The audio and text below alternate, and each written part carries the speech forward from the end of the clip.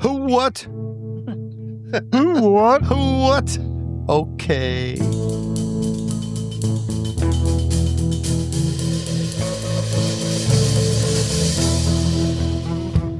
Hey there, welcome to Motorcycles and Misfits. Coming to you from the Recycle Garage in sort of kind of sunny Santa Cruz, California. Hey everyone, this is Liza. You're looking at me like I just lied. We're kind of soggy. You are just, Soft honestly, Santa Cruz. I think you're being economical with the truth. It's chucking it down, lass. Yeah. Chucking it down. Not so sunny, but hey, it didn't stop everyone from coming out to the garage. We had another busy day, even in the wet. But that meant we gave away even more gear, including rain gear and one-piece suits. It was pretty nice. Lumpy suits. It's been going out, the gear has It been. has. Hey, everyone, this is Liza, and joining me tonight in the studio, where it is dry, It is dry, yes. we've got Miss Emma. Hello, darling. Look, Hello. I've got to point out that Jim just Yes. gave me a very large bag of pork scratching. And the Yeah. only that? reason I've stopped eating them is because I don't want to crunch into the microphone. But, oh, God, they are so delicious. We'll see how long that lasts. You know, and these are the nice ones. There's no Yes. hair growing out of them or anything. Well, we're trying to be more healthy around the garage these days, and this is our health snack. Fried pork skin. yes. Yeah, low carb. Yes, very low carbs. Better than potato chips. Also joining us is Neal. Hey there, it's Neal, your Moto Sapien. Yeah. I Wow, saw, you're coming strong with that one. me and Craig saw Neal up in the San Gregorio store last Yeah. weekend. What was the name of your friend's band? Whiskey Hillbillies. And the Whiskey Hillbillies were playing. It was They're pretty awesome. it was a hoedown. Yeah, so the drummer is a good friend of our friend Jim. So So, and of course, that's the sultry tones of Naked Jim. Hey, great to be here. Yes, and Neal, we were talking. I don't know if he was telling me the truth, but I think he was up there during the because this is up in La Honda, right? Alice's restaurant territory. And if you've ever read the Hell's Angels book by Hunter S. Thompson, they refer to this. But during the electric Kool-Aid acid test era. So I think Neal was part of the whole the merry Could be. pranksters up But, there. I bring a very... that's a different Neal. I'd bring up a that's very Neal valid Cassidy, point. But yeah, it's both the same. When does a hoedown become a hootenanny or vice versa? Or a showdown. When the shuffling starts. We're sure. Oh, the so shuffling if start. you That's right. introduce, Very correct. shuffling into a hoedown, it becomes hootenanny. It is a full hootenanny. Yeah, Let the me tell you technical something. term is boot scooting. Let me tell you something. That is one of my favorite places to go. I'm going to bring it back to this being a motorcycle podcast because it is a great motorcycle riding destination. And on weekends, I often see motorcycles there because it's at the junction, basically, like, what is that? The highway- 68. 68 going up to, through La Honda, Yeah, up to Hootenanny Alice's Junction. restaurant, coming down to the Pacific Coast Highway. Great little market on weekends. They get bands playing. Yeah. And if my favorite time to go was on a rainy weekend because then they got the potbelly stove going and the band's playing and they got drinks and food. And it's a really cool old mercantile market with all sorts of really cool things you can buy. I mean, living here in central Northern California, it's such a gift because there's all these funky little villages, Yeah. especially down by the coast. Pescadero. And Pescadero, and and they really haven't changed in 100 years, and it's still the original main street with the wooden sidewalks. It's fantastic. And the landscape sometimes, if you go, not to divert again, but you go back in some of those little twisty roads, you feel like you're in Scotland. It's Right. the same rolling dunes and oceanside. Yeah, it's very Lynx-like, I guess. Anywho. Oh, speaking of Pescadero, I got a bunch of updates. For any listeners who remember last weekend, we got a message in the middle of the show that one of the Misfits had gone down. Yes. And it was up at Pescadero. Now, dear So, Isaac, Highway Isaac. 1, the iconic Highway 1, which is wide open. Like, this is in the afternoon, too, right? That's Right. where me and Craig were actually on the same road the same day. Oh. And joining us, it's the Bagel. Hey, still here. Not blown away yet by the big winds and rains and things. oh blimey! It's an are the atmospheric rivers beginning? Oh, yes. It was washing all over us yesterday here. Oh my. Yeah, Well, you do sound a bit reedy. You sound a bit reedy, Bagel. Is it because you're bubbling under a cauldron of cheese, perhaps, in Velveeta? No. My board got fried, unfortunately, and my soundboard. oh, it's working just fine. So I'm coming to you from headphones today, unfortunately. Yeah, So well, that's I okay. You don't sound like my delightful, normal self. darling. Emma, it's not proper etiquette to point out somebody's poor mic quality. I told him he sounded And that's all you'll be thinking reedy. about the rest of the I- shows. Oh man, his mic sounds like crap. I'm sorry to deprive you of the full range of my dulcet tones. Well, no, and I mean, the show is a reduction without you, and that's the point I was trying to make, Liza. Thank you. Bagel, I was just about to give an update. Last week during our show, we got a message that one of the Misfits had crashed. So now I have the follow-up. So yeah, poor Isaac hit a deer on Highway 1 up in Pescadero Oh no! last week on his Kawasaki Concourse, which is basically trash. It's done. It's done. It's a lot of motorcycle. There's a lot of plastic, and all of that Yeah. is gone because Just grenaded. both him and the bike cartwheeled. Ooh. Yeah, I think he was doing like maybe 60, 65. But Isaac is okay. He has a broken wrist, a bruised wrist. No, he has two And- broken wrists. Nope, bruised wrist. A bruised wrist. And 4 broken ribs, which is amazing since he was wearing an air vest. Wow. That means that was a pretty hard hit. Now, Yeah. what did its job, he said the air vest inflated and protected his neck and kept his head from bouncing around too much. His helmet worked, his gloves worked. This I'm going to pass around is his boot that dragged on the ground. Yeah, the boot. His, But I think- Oh, wow. But I think the take-home message, taco and a deer at 65. I think the airbag likely saved his life. Oh, without a doubt. yeah. So I mean, I think it's like there's a few things we can do motorcycling that I think are big, and I think airbags are something to So consider. he has pretty sturdy boots. Yeah, and I saw that and earlier. That Yeah, toe, fucking- the toe of his boot is worn down through all the layers, exposing his toes, but it protected. He did not have any injuries to his feet or ankles. It's Wow. amazing what asphalt will do. Like that's a Yeah. that's a Oh, yeah. proper motorcycle boot. Yeah. So- That's um, 10 grit sandpaper. Yeah, It was a big crash.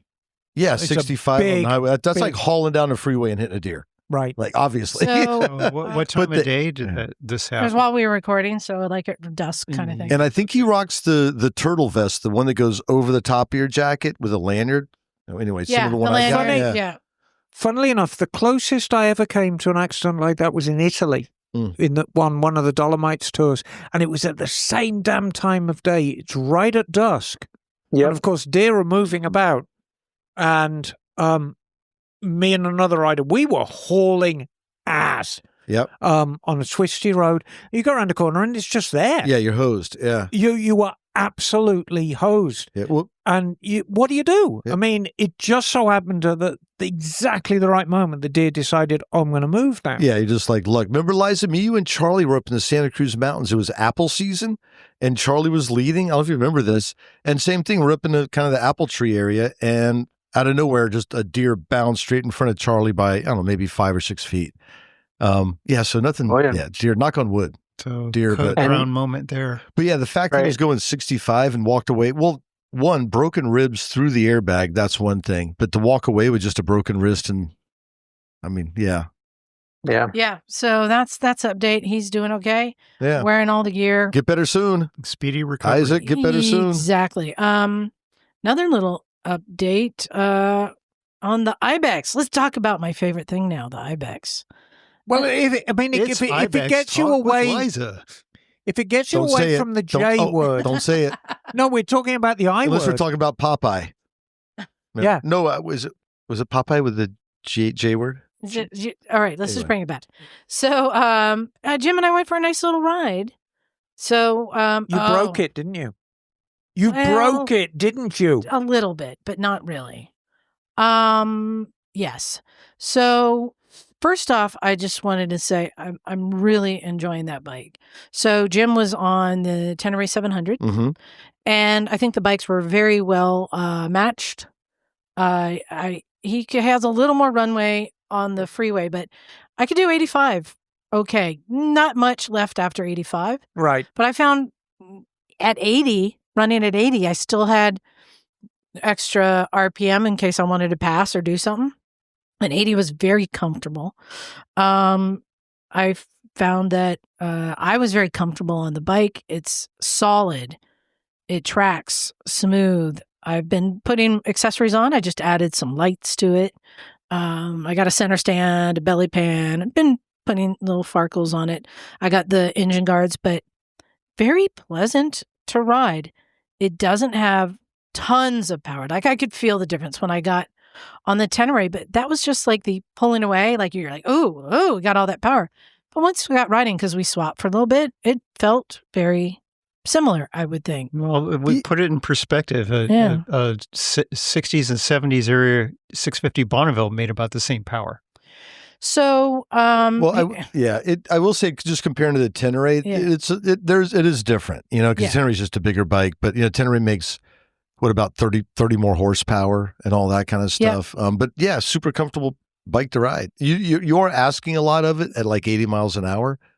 So that would be the one thing if you're going to do long distances on it. Well, one thing that was really nice is the mileage. Comfy. Emma, you want to take a guess what the gas mileage is on that thing? 50. 62. That's amazing. Yeah. 62 is what I'm averaging right now. Coincidentally, my IQ. You get on one tank, like 215 miles, I think, per tank.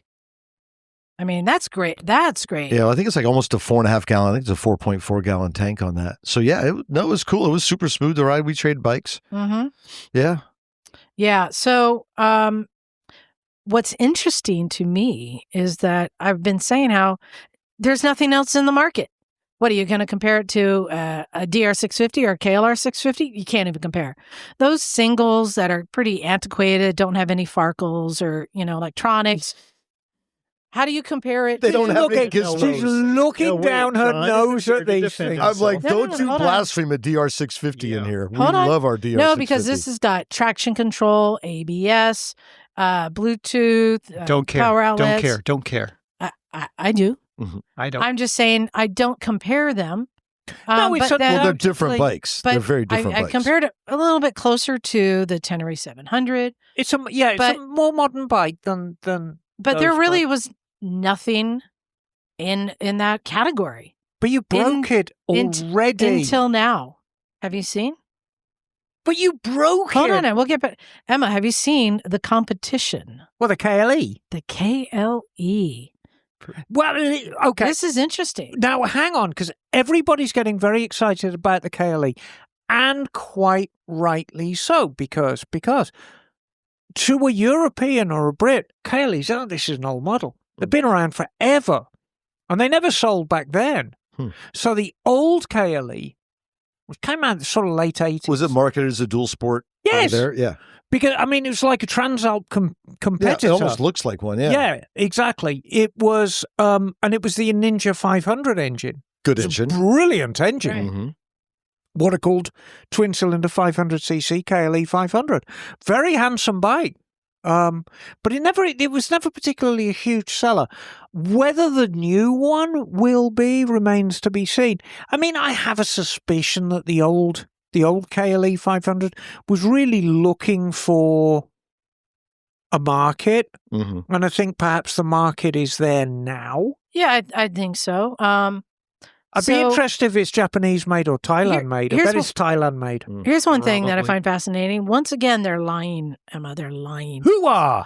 Hey, Neal, how many cc's are there on a KLE 500? Well, it's the same as the Ninja quote-unquote 500, which is 451. So at least the Say that in Ibex Rain is Man's calling voice, it too. what it is. It's 451. Yeah, but this is nothing new. Right. It's been around. Hey, let's compare some of the specs. Do you want to do that? No, before we go down this CC thing, I'm going to tell you one of the greatest things. Suzuki GT380. The Bozozuku bike. Yeah? Okay. How many CC? I don't know. 380. 371. Damn Close it. enough.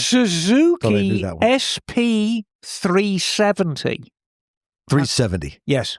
How many cc? 370. 382. 380. What? No. What? What? They play games. Yeah, they play games with us and But always that's have. okay. But it's okay. I mean, Well, If you- 1000s or 1050, but who I know. cares? if you want to put your bike, it's almost like by calling a bike a 500, a 400, a 300, whatever. That is your market segment, Mhm. right? That is your market segment. And I think the Ibex is enough of a standalone bike that they don't have to make it fit into a segment Mhm. of the 500cc. Yeah, but how many people are going to choose the Kawasaki because they think it's bigger? Probably a few. Yeah, they're going to get them. So, hey, Neal, so the Ibex is 449 cc's. What's the horsepower you got? So, where do we find that? I thought it was like in the mid 40s, 46 or something like that. Yeah, hold on a second. So the Ibex is 44 horsepower at 8,500 RPM. Okay. Yeah, they're very similar. 6-speed. Oh, I have a slipper clutch. CFSC slipper clutch. Like the thing when you downshift hard? Yeah. Slipper clutch?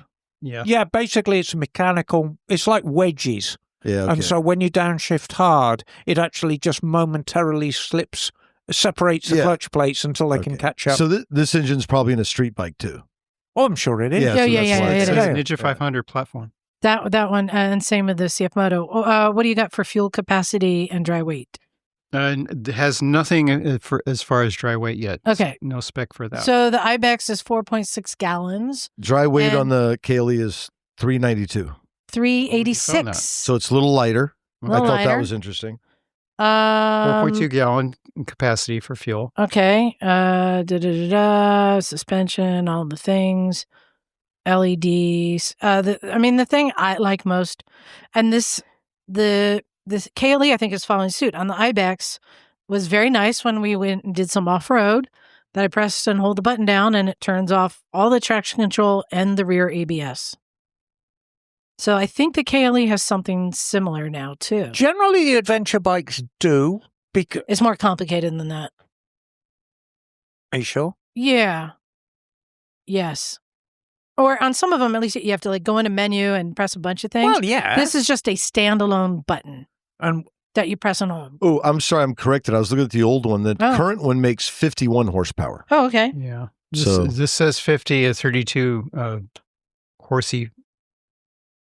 So I think that the KLE announced that it too has like a standalone switch. Where they differ is, so the price on the Ibex, fully loaded with all the electronics and bells and whistles, is $64.99. okay. The KLE That's the base model. is the base model that doesn't come with the electric. But I mean, it's cool that they offer two versions. Right. Ooh, the KLE has this cool trellis frame. I So, haven't seen that yeah, but picture. I mean, we've got to compare like with like. So how much is the equipped KLE? $73.99, I believe. That's Yes. for the equipped one. $74.99. $74.99. So it's an extra $1,000, but you're getting a Kawasaki versus a CFMoto, which will have more access to more, dealerships and stuff like that. So, And, dare I say it, I think the resale value is going to be higher. oh yeah. But I find it interesting that Yeah. I've been saying, oh yeah, I just got this Ibex and it's fitting this perfect niche Well, that didn't exist in the market. one of the until really attractive things I think about it is if you're not a tall person, it has a low seat height, which if you do any off-roading Yeah. at all, I mean, it's kind of nice to be able to touch the ground with your feet and stuff. Well, like we're going to that. talk about that. So, So if you're not like a tall person, it's a great midweight ADV bike the for seat a height smaller person. on the stock seat is 31.5 to 32.3. You can actually adjust the suspension. So that's pretty low. I've ordered the rally seat because it's too Yeah. low for me. It is low. Like for you and I, it's a little too low. Yeah. But for a lot of riders, It'd be perfect. Yeah. Well, people that have lowered them, haven't you? Hmm? Didn't you tell me you had Yeah. something that lowered it? Yeah. How times have changed. I remember a time, and it wasn't that long ago, it wasn't when dinosaurs were roaming the earth or anything, that, 31 inches was considered a taller seat height. Mm-hmm. Really for wasn't an yeah. off-road bike. for anybody. For any bike, yeah. Yeah. So Emma mentioned, Well, yes. it still kind of is for a typical street bike. But So you want to know what you get for your extra $900? yeah, let's hear it. Okay, so you get the premium package with a taller windshield, reinforced handguards, larger skid plate, LED lighting, and TFT instrumentation. So That's where the money's going. Yeah, that's where the money's going. And so, I have to order those things, except for the TFT. Yeah. So yours is a TFT already, which doesn't work correctly with polarized glasses. Right. Yeah. And she broke it already. My face shield doesn't work All with right. Polaroid. But So, yeah, I have discovered a problem with the Ibex that apparently has been happening on a lot of other people's, because I've found posts about it and such. Jim and I were just riding along. I'm still in the break-in period, and I'm waiting to get to 600 miles so I can do the oil change. So I'm watching the mileage very carefully. I was at about 253 miles, I think. mm-hmm. And then I looked down, and I was at 12. Hmm. It had reset. And apparently What? this is a problem. The odometer resets. And I found people in message boards like, yeah, mine's set like 3 times already.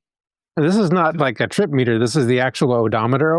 This is the odometer. The DMV odometer. Oh, goodness. that's a serious recall issue. thing.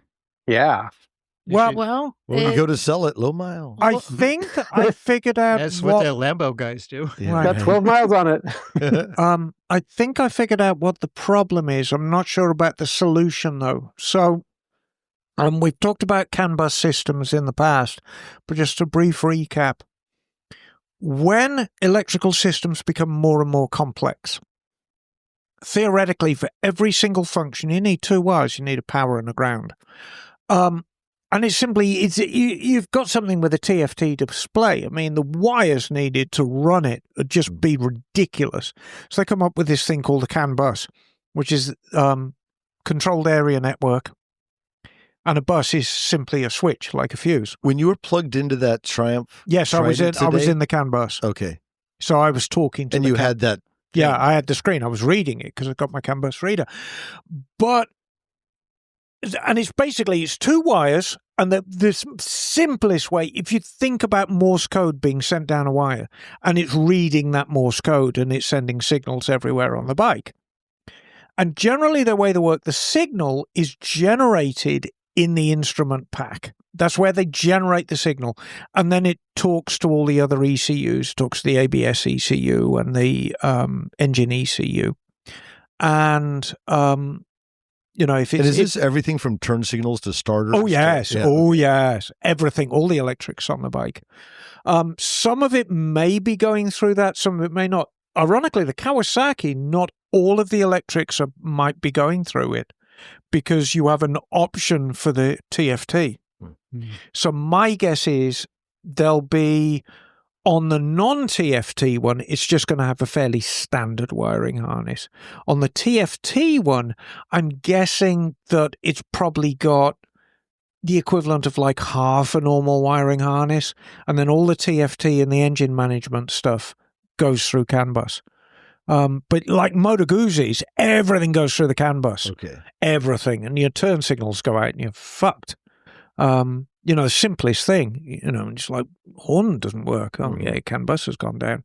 So I think what's happening on yours, to the best guess, is the one fragility in a CAN bus system is they don't like vibration. Heavy vibration. And of course, you're in an off-road situation, bang, bang, bang, bang, bang. And the instrument pack where the signal is generated is very, very far away from the center of gravity of the bike. Plus it's on the forks. So bang, bang, bang, bang, bang, bang, bang. And I think if the CAN bus goes down momentarily, the glitch is it's wiping clean the memory of the mileage. Yeah. Where do you think the odometer part of the MCU is? Is it in the TFT panel or? Yeah, it'll be in the TFT panel. That's where everything's generated from. And I think it just goes down momentarily like CAN buses do, because it's like its fail-safe thing. If you shake a CAN bus system badly enough for it to go down, it just has a little heart attack. It just goes and then comes back, because that's what a bus system does. So is it just like a black box, like a Well, almost, kind so to of, speak, yeah. but You like wouldn't a even black- know what to look for. I Yeah. mean, it's just just this magic black box. yeah, it's just it's magic. It's so you magic. plug something into It's it. magical it sends you stuff. codes. Yeah, exactly. Okay. So I think if it's going down, it's losing the memory Right. of. But I mean, But, Yes. but it didn't affect the performance while I was riding. I didn't. No, wasn't no, aware no, of no. that. So is the engine Right. management subsystem is a separate box that's communicating with the TFT panel. Well, I would guess. I was just doing some research on like some of the forums, and people have said you need to update the software, which I have to figure out how to do. Well, can you Um, contact the dealer? But there's no dealer near me. I know That's the that, thing. but just So call what I it. was but I have contacts at CFMoto, so I was going to reach out to CFMoto and officially say like, hey, how do I fix this, and make sure they're aware. Well, they're going to say, "Why are you grumbling? You've added value to your bike. I know. You know, your bike has now I become." know. So, do you remember when you were looking at that used one? Which used one? Do you remember before you bought yours, you found a used one? No. Yes, you did. You found a used one for like $7,000. Oh, 7,800? Yeah. Yeah. How many miles were on it? I think it was just a few hundred. It might have been 12. 12. It might have been 10,000 miles. You know? Yeah, not sure. Yeah. Another update. Lots of updates. Unfortunately, Jim and I have some bad news for all the adventure riders. We went down to Big Sur to hop on to the Old Coast Highway. This is a dirt road from the Bixby Bridge. It goes up into the mountains and comes back down to Highway 1. It's just a nice, fun loop, and it is now gated off. Oh, no. Yeah, Gates. that's the one that goes past Lawrence Ferlinghetti's place. Gates. Okay. Yeah. Yes. If you ever read the Jack Kerouac book, Big Sur, it's, that there. So Well, that was Jack a bummer. Kerouac locked himself in a little cabin very Lawrence- close. And that cabin Well, was Lawrence owned by Allen Ferlinghetti's- Ginsberg. No, Lawrence Ferlinghetti. Is that the old man that lived way back in there? Yeah. You had to get like. by a I mule? think Allen Ginsberg that spent guy. some time in there as well. It's, Oh, no it's a doubt. very isolated place. Yeah. He apparently, I think, and I just saw my friend Mike Beck posted it, Kerouac spent some time in a very, very isolated cabin in the Montana hills as well, like a lookout cabin for 21 days just before he wrote on the road. Nevertheless, I know he spent time down in that little cabin by Bixby Bridge. So they gated the bloody road. Yeah, you can ride up a little ways, but then you get to a gate. I'm hoping maybe it's seasonal. We Does have it some rain. say keep out? It says Road closed, but Road we went closed. past that. Normally, I don't go past those signs, but ignored I'm the like, signs. we're going. Well, it's a beauty because you come down Highway 1, and Highway 1 never gets old south And of Santa Cruz. it's an official gate. Well, it's awesome because all the tourists are like right at the Bixby Bridge, taking pictures all over the place, and then you're like, you guys haven't even seen the beautiful spot. You make that left to go onto the dirt road that goes up into the mountains. Now, is that behind the bridge. left? If you're coming from Monterey, is that the left before the bridge? Yes. You don't want to make right, a left if you're coming. Oh, from Monterey. Yeah, right at the Yeah, bridge. Yeah, right at the bridge, but it's before you cross the bridge. Correct. Correct. Okay. Yeah, and because there's then- safety cones and shit. And, yeah. But yeah, it's a beautiful, probably a 10-mile loop, and it's probably 10 different ecosystems too that you Yeah. visit back Going in through the there. redwoods. Yeah, but darn it, they put a gate It's just been a up. nice little loop you can do, a little dirt biking loop, and so that's closed. So that's So it's bummer. probably your two fault. Yeah, well, you know. no. Hopefully it's just seasonal. Another update. Yeah. Because I'm so happy with the Nikon, I've prepared the 690 Enduro for sale. If anyone is interested in a nice KTM 690 Enduro, everything's working. It's running great. And it comes with all sorts of bits and bobs on it. Okay. And I want to officially say that my days of lusting after the Nikon are over Well, because I spent all my money. yeah. Oh my. Oh my. And that is no small statement coming from Miss Emma. no small. That is statement. small. All my money is gone. Well, and that is another thing. I think I'm ready to sell the Nikon. And here's why. I mean, it's a great bike. I love it. So I haven't announced it yet, but I'm going to be doing a long distance ride this summer. And I need to have a good touring bike that I can do a tire change at some point in the middle. that Nikon is a little more complicated because you need to have that. Too many tires. Huh? Too many tires. No, but you need a special tool to jack it up. Right. His name is Yeah. Tommy. And so I built one. And Yamaha dealers who have the Nikon have it, but not every Yamaha dealer Is does. that the thing you have hanging up there? Yeah, it's like a 2x4 U brace thing that you use I was wondering to what that put was. it, lift under it, and jack it up. It's not complicated. Well, what would your definition be of a perfect bike for that trip? But the other thing that's not great is it only gets 35 miles per gallon. Right. Because it's just a big, like, whoa, taking all the wind. Snowmobile. I mean, a perfect road, I'd sell it and get the Tracer GT, Well, which is the same version. We were talking about this at the diner in Watsonville on our trip, and we were chatting back and forth. And one of the things that came up was you wanted to be able to pump auxiliary fuel into your fuel tank on the Nikon, which meant you were going to drill a hole in your fuel tank. Yeah. And when you told me that, I'm like, that sounds just terrible. Well, it's You got, like, not that this- much complicated, but throw another bung in the bottom of a tank, right? No, I mean, it's not awful. In fact, what you could do, you wouldn't even need to drill the tank because in modern fuel-injected bikes, the don't ever fuel turn. pump assembly Yeah. is on a big oval plate, and you can take that out. And there is empty real estate on that plate. It's not all occupied by the fuel pump. You could drill a hole in that. Oh, then keep the Put it Nikon. fitting in it. Yeah, It just doesn't put a have to- fitting in that. Yeah. Okay, good to know. Yeah. I need better gas mileage. I actually considered taking So how The much Ibex. better gas mileage? just You're narrower. looking for something with long But range. you've also got a haul ass for a while. Yeah. So how much better gas mileage are you going to get than 30?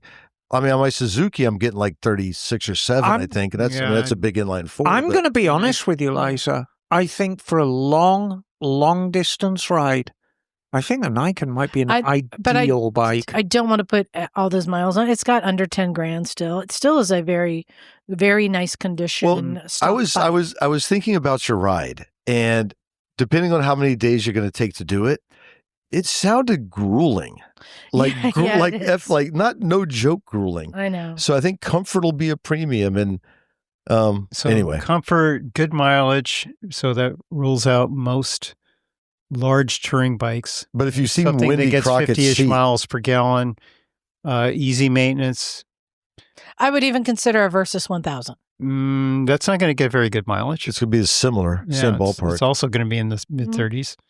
So V-Strom anyway, 650, they get like 50 plus. no, I need. So would it need be bigger. not the FJR, but the No, but I would like a Tracer. the It's Yamaha another bike 900, yeah. on my list, and it has Right. a lot of amenities. And that you'll be I like. very familiar with the engine. You'll be very familiar with the way it rides. It's So we'll see. But if anyone's interested in buying the Nikon or 690 Enduro, is reach it out. official?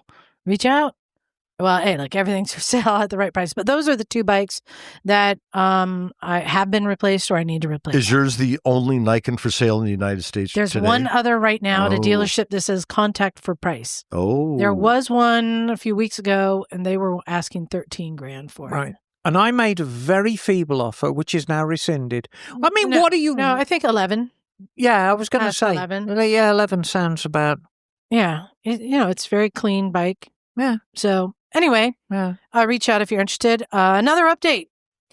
Remember our guest last week? V. Poor Alex. V. Diesel So Alex. you missed this, Bagel. Alex is an engineering student who put a biodiesel tractor engine in a Harley Davidson. a Kubota. Oh, wow.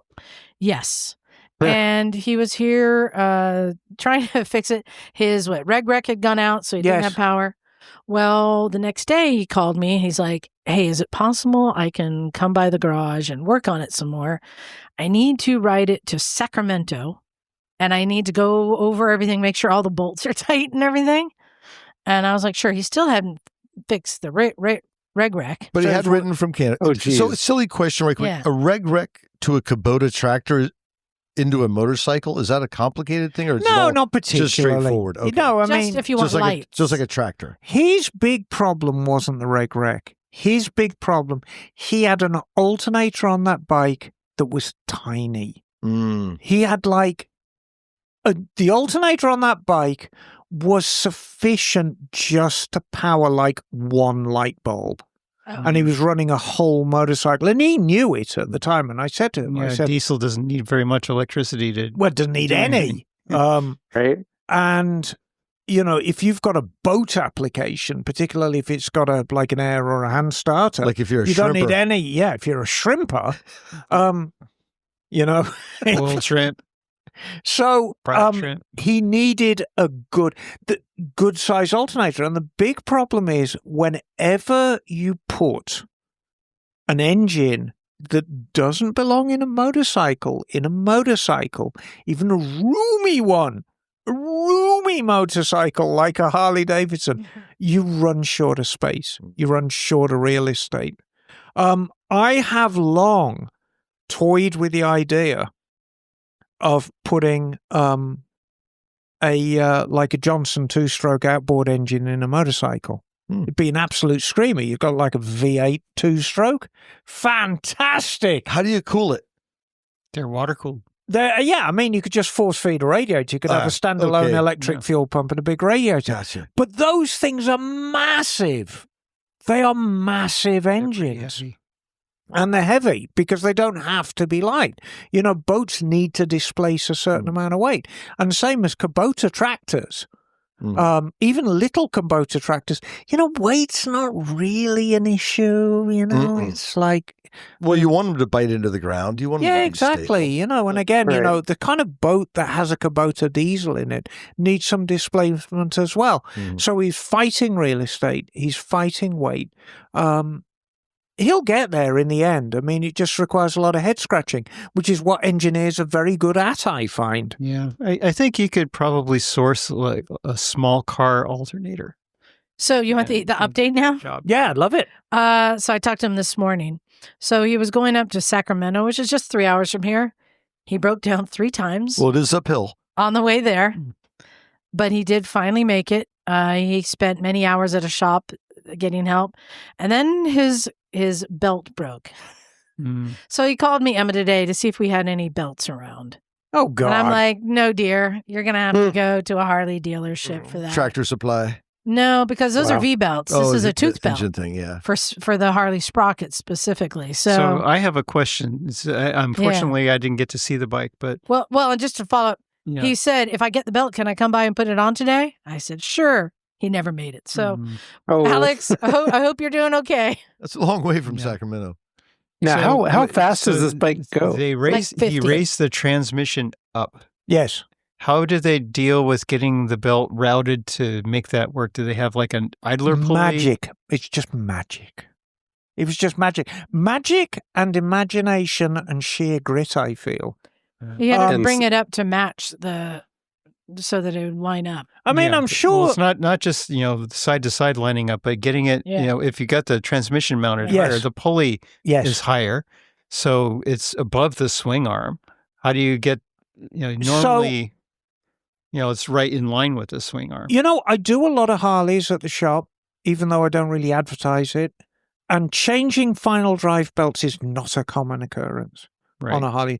So I feel that mistakes were made for him to snap a belt on a very low-powered Kubota engine Harley. Mistakes were made with the alignment. So, all right. So here's a question. What you mentioned just now, Neal, is you said that you're saying the output shaft that's feeding the rear wheel is not in line with the swing arm? Right. He raised it up like 2 inches, or I forget. Okay, because as the suspension goes up and down, that's going to put a huge amount of stress on the belt. Well, maybe that's why the belt snapped. And that could be why the belt broke. It's not a perfect perfect machine. But that's however, so poor Alex, he's still trying to make it around. Pretty awesome though. But he brought us awesome. He brought us an alcoholic beverage, which makes him okay in my book. Thanks for the vino, Alex. Nice. But Emma, going back to the Ibex, the thing that I like the most about is that it just feels solid. When I'm doing like 80 down the freeway, and I've talked to Jim before, even like when you get even like dual sport tires, like I had on the Africa Twin or on my 690, sometimes the bike feels like it's kind of wandering a bit on the freeway when you get up to speeds, and I don't like that feeling. This bike, especially for a small bike, a 450, feels solid. It's just stuck, and it just feels really stable as you're going down. That'll be highway. the chassis. Do you think maybe the tires or Chassis. Well, it's got dual sport tires. Must be the geometry. It's the geometry. But between that twin motor, which feels really good, you agree, Jim? That Yeah, motor I mean, feels I'm really just, good. the only thing just to kind of to buffer your excitement is for a highway touring bike, like if I was going to do 5, 6, 7, 8 hours on it, I think you are asking a lot of that bike to go 80, 85 miles an hour on. But I'm comparing it to like a DRZ 400, which I would is say, not as comfortable doing that. I would say it compares to that better than something like the Tenere or something. And even like the that. KLR or the DR650 are not as comfortable as those speeds. They're about 70. Well, plus the like, seat is pretty plush on that bike. So I was watching. Emma. He wants some pork rinds. So I was watching a review someone else had done on it, and he had made a comment that he too felt that it was a very stable bike on road and off road. Yes. And that he was saying that CFMoto nailed it with the chassis, that it was all due to the chassis. With the chassis. So I thought, Emma, that's French. Let's talk about chassis. Exactly what does that mean? How is the chassis make this bike feel so stable while others don't? Well, there's a lot going on. And I mean, we can get into the geometry of the chassis. However, let's deal with basics and what the chassis is. And the chassis encompasses the actual frame of the motorcycle, which the engine may or may not be a part of. But the object of the frame is to hold everything in place as tightly as possible. And the mistake a lot of the Japanese manufacturers made back in the early days of superbike performance were making frames that weren't sufficiently braced. So you had the Kawasaki triples and the Z1s, which were absolutely terrifying to ride because the frames flex so much. So that's the job of the frame. Then you've got the front suspension, which is part of the chassis, and the front suspension, its job is to hold the front tire on the road as much as possible without shaking your fillings out. The rear suspension largely does the same job. It's to keep the tires as planted as possible on the road without giving you a harsh ride and trying to put you, push your bum up through your back. And then the rest of the components, handlebars, wheels, brakes, this is all, It sounds like the whole motorcycle. It basically, the chassis. I got to see what that, it's the chassis and the geometry and the sausages. No, the chassis is basically the motorcycle without the engine. And each product plays a part. And you're going to say to me, Liza, well, how come the Ibex feels so planted and solid compared to the 690? Yeah, the 690.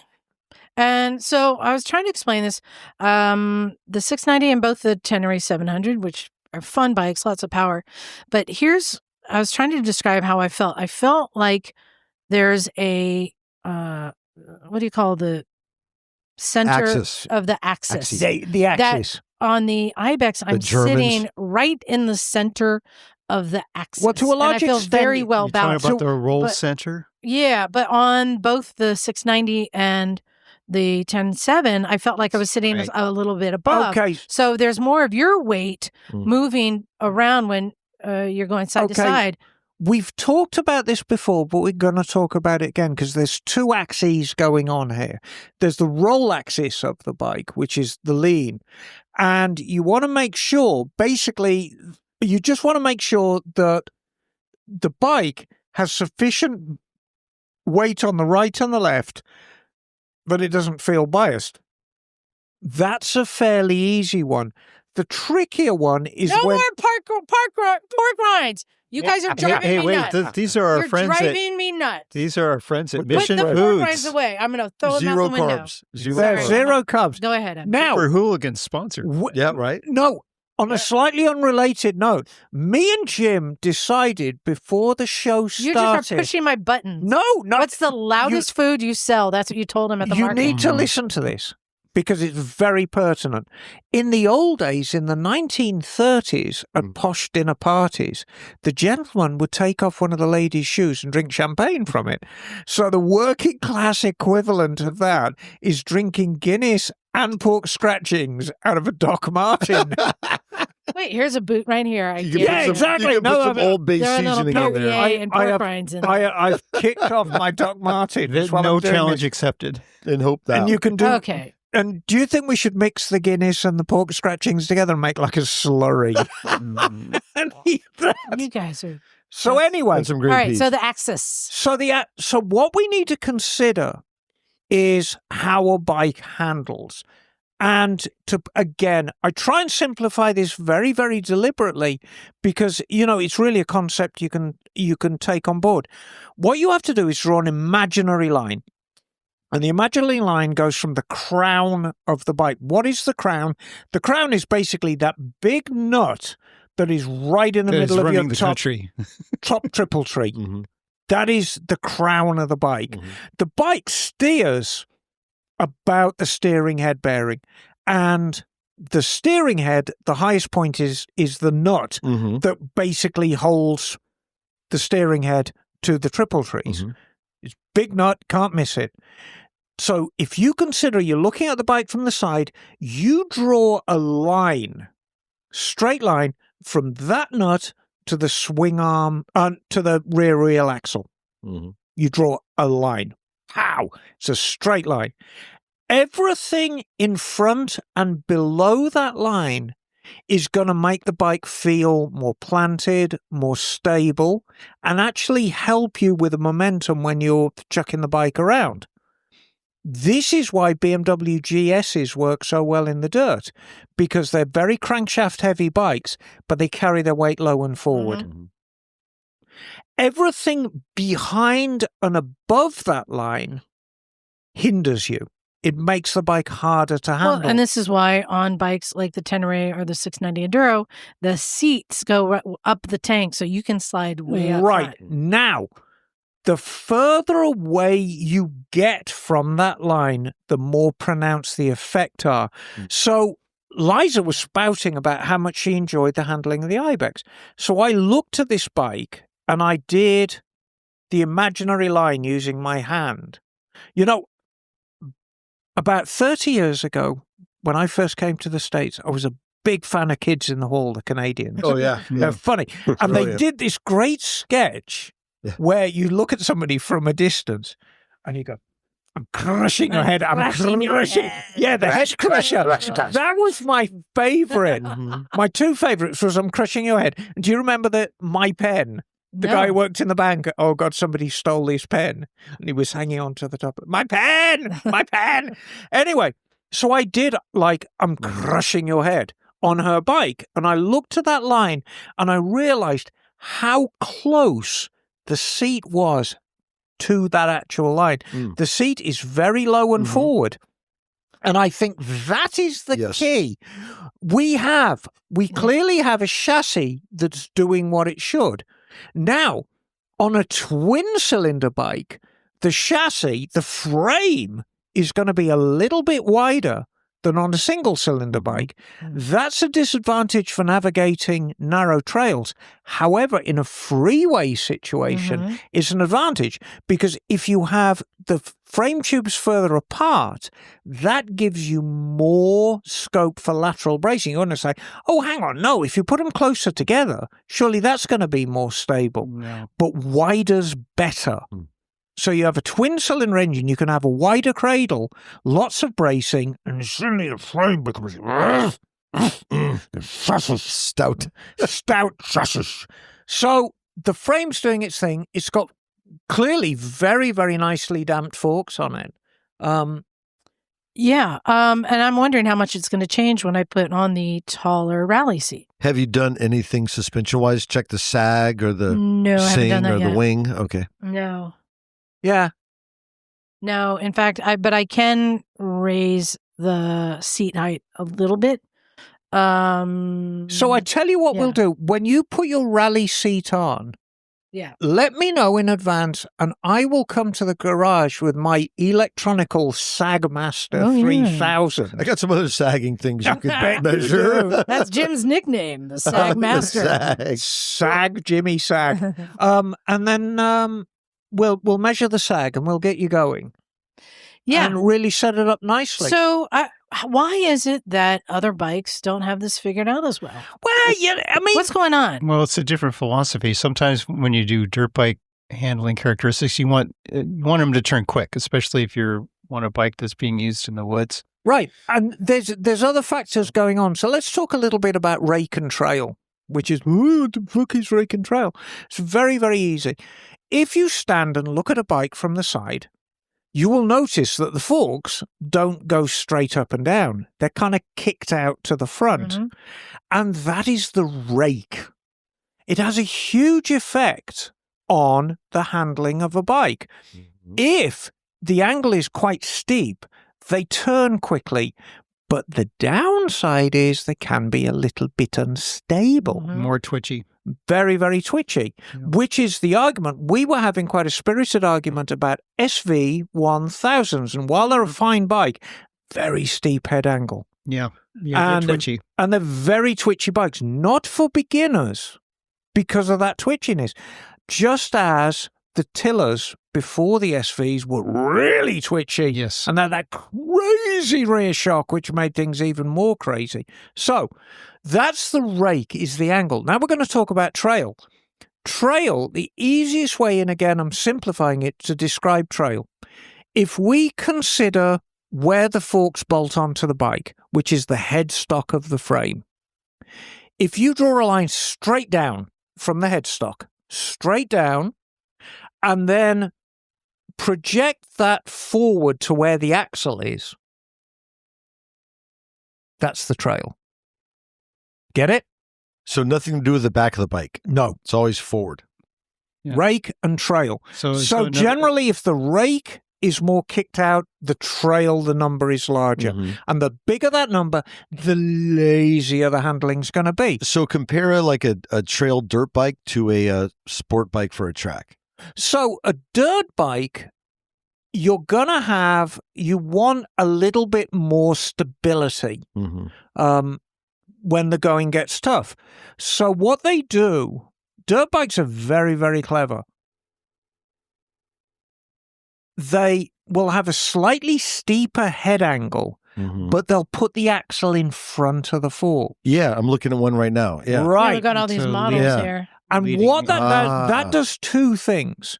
It increases the trail, which helps with stability, but it means you can have a longer travel on the suspension because the axle's not getting in the way. Right, they can extend below, like the old Makos.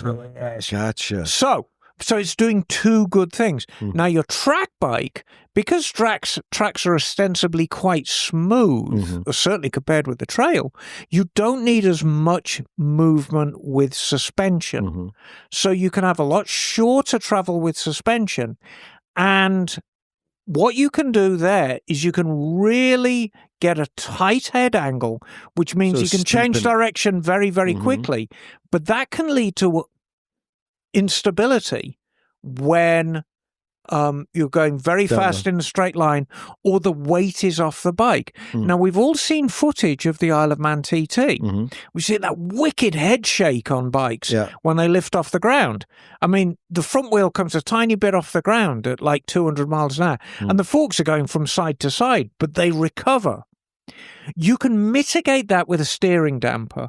And I'm terrified of tank slappers, which is why I put steering dampers on everything. I think I've got the world's only Superglide with a steering damper on it. But I like the feel of a very heavily damped front end.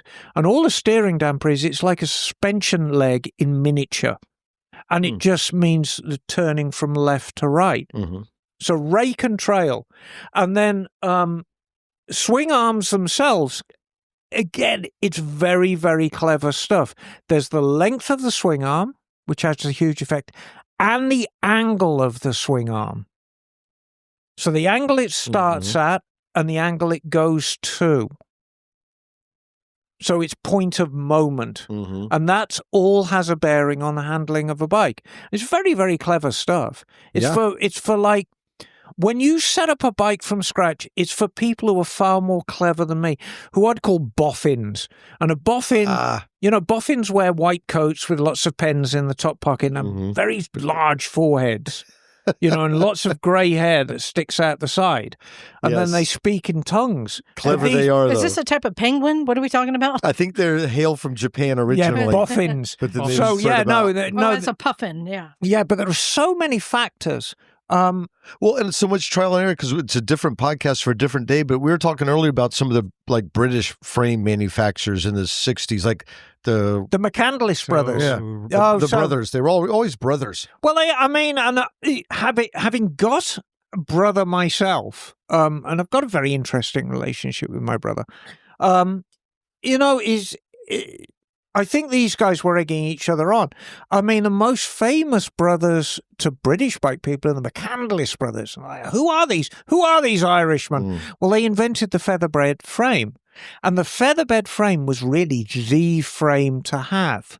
Now, look, I'm going to upset a lot of people. Featherbed frame wasn't that great a frame. What? But it was a lot better. It was a lot better than the other stuff of the time. And it was properly formed. Back in the old days, the way they used to make British motorcycle frames, things like the headstock, the engine mounts, the big chunky stuff.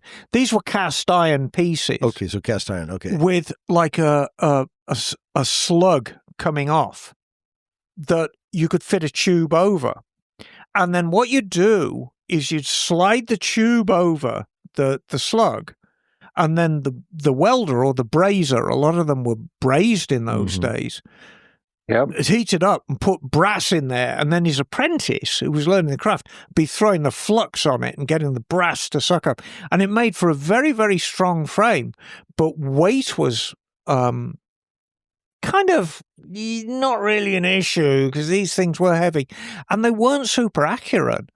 I mean, you could look at a bike and, it's like, it might not be in a completely straight, that's good enough.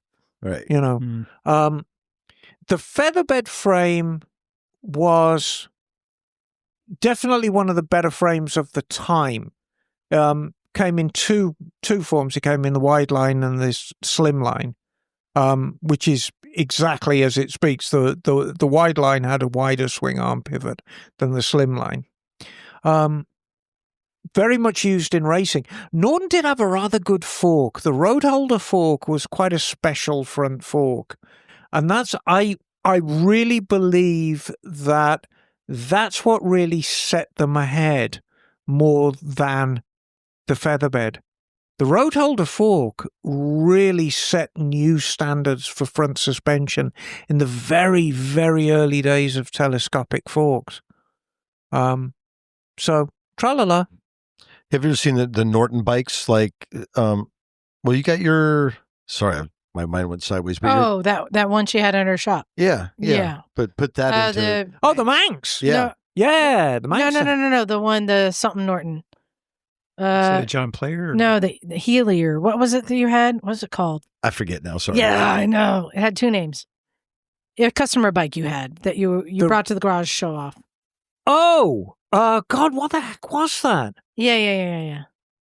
But it's the same kind of thing where, again, a frame, a chassis that's better than stock is put on. So what are some... Well, the later bikes, the Commandos introduced the isoelastic frame. Yeah, well, that's German. That was German design. So the isoelastic frame, they actually... God, I forget the guy's name and I should know it. He was a German engineer. When did they go to steel? Steel frames. I mean, these are... Well, it was really a development. It's 60s. Yeah. I mean, I've got... My Trident has still got cast pieces on the frame, and that's from 72. Okay. But not all bikes did.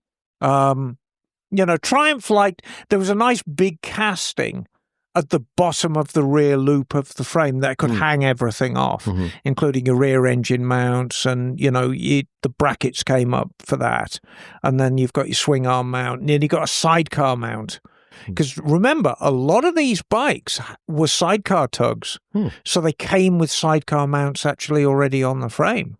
But yeah, by about the late 60s, most everything, with a couple of exceptions, had just gone to welded steel. But I mean, we're going to talk about the early Japanese efforts, the Kawasaki's and the Z1s, which were notoriously terrible handling bikes. Well, they put power first, huh? Well, I mean, exactly. And I mean, it was a race to make power. You could argue that the only reason that the CB750 didn't handle like shit was it didn't have enough power to handle like shit. It was 67 horsepower, which was a lot back then. But it was not enough power to tie itself in a knot. And then, with the Z1, you're already pushing 80, 83. And that's enough power to get yourself into trouble. And there simply wasn't enough bracing on it. And I think... So what, H1s were, about 70 horsepower? Yeah, 70 horsepower on a good day. There's a lot of legend, with H1s. I mean, they're not unrideable bikes. Again, they're incredibly fast for the day.